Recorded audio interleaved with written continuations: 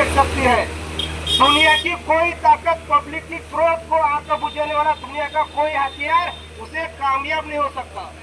Public जो रस्त्यावर उतरते ना, मोठमोठे सत्ता शासन प्रशासन यांना झुकावं लागेल, कारण भारतीय संविधानाच्या प्रिअम्बल मध्ये बाबासाहेबांनी म्हणलेलं आहे, we are people of India.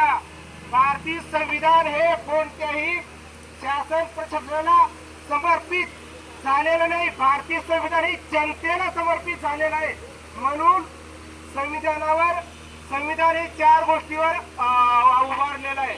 संसद, न्यायपालिका, कार्यपालिका, विधायिका आणि मीडिया हे 4 आहेत।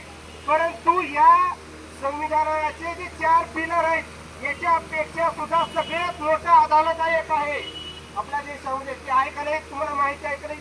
मला माहिती नाही, परंतु मी तुम्हाला सांगतो, सुप्रीम कोर्ट, न्यायपालिका, संसद, राजकारण, प्रशासन, अधिकारी याच्यापेक्षा सगळ्यात मोठं अदालत कोणतं असेल तर ती जनताची अदालत आहे। आणि या जनतेच्या अदालतमध्ये जर आम्हाला असं वाटत असेल की हा अन्याय आहे, अत्याचार आहे, तर या देशामध्ये असलेली कोणती बी ताकद आपल्याला अडवू शकत नाही। भारतीय संविधानाने आपल्याला दिलेलं हे सगळ्यात मोठं स्वातंत्र्य लक्षात ठेवा। म्हणून आपल्याला काय वाटतंय, खूप महत्त्वाचं आम्हाला वाटतं तो अन्याय आहे, अत्याचार आहे, तर शासन प्रशासनाला आपलं म्हणणं, आपली मागणी मान्य करावं लागेल। आपल्याला न्याय देण्यासाठी ते खुर्चीमध्ये बसलेले आहेत। आपण शासन प्रशासन हे संविधानिक पदावर असलेल्या व्यक्तीचा आपण नेहमी सन्मानच करायला पाहिजे, कारण ते संविधानिक पद आहे। बाबासाहेबांचा फोटो आहे म्हणून आपण संविधानाचा नेहमी आणि सन्मानच करतो।